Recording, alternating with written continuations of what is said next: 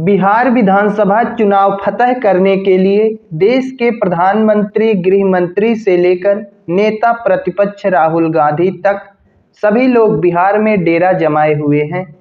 नए नए दावे कर रहे हैं, नए नए वादे कर रहे हैं। कोई कह रहा है कि हम गरीबी खत्म कर देंगे, कोई कह रहा है कि हम करोड़ों रोजगार देंगे, कोई फैक्ट्री लगाने की बात कर रहा है। इसी बीच देखा जा रहा है कि हमारे देश के संत महात्मा भी अब भविष्यवाणी करते हुए नजर आ रहे हैं कि बिहार में किसकी सरकार बनेगी। न्यूज एजेंसी एनआईए को दिए गए एक इंटरव्यू में बाबा रामदेव ने कहा कि चुनाव लोकतंत्र की खूबसूरती है, बिहार में लड़ाई काफ़ी कठिन है। बाबा रामदेव ने भी स्वीकार किया कि बिहार में लड़ाई काफ़ी टक्कर की है, क्योंकि एक तरफ देखा जाए तो एनडीए जो 1 करोड़ नौकरी देने की बात कर रही है, तो वहीं इंडिया महागठबंधन के तेजस्वी यादव हर घर नौकरी देने की बात कर रहे हैं। उसके बाद अलग से देखा जाए कि प्रशांत किशोर जो नई पार्टी बनाए हुए हैं, उन्होंने कहा कि हम बिहार में फैक्ट्री लगाएंगे ताकि बिहारियों को बिहार छोड़कर बाहर ना जाना पड़े, अपने ही घर में रोजगार मिले।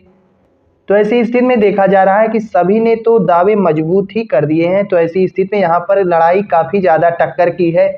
उसी को बताते हुए बाबा रामदेव ने कहा कि बिहार में लड़ाई काफ़ी कठिन है, लेकिन उन्होंने कहा कि पीएम मोदी के हिमालय जैसे व्यक्तित्व के आगे कोई भी ठहरने वाला नहीं है।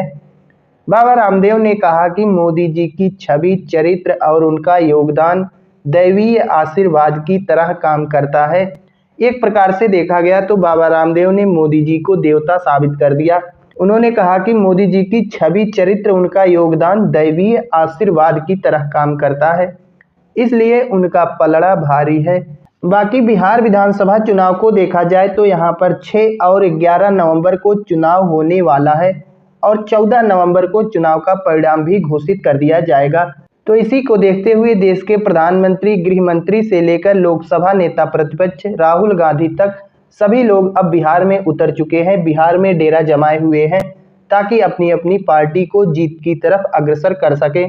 बिहार में अपनी जीत के लिए देखा गया कि एनडीए गठबंधन ने कहा कि हम 1 करोड़ लोगों को रोजगार देंगे और अस्पताल, स्कूल, रोड, तमाम इंफ्रास्ट्रक्चर का निर्माण करेंगे।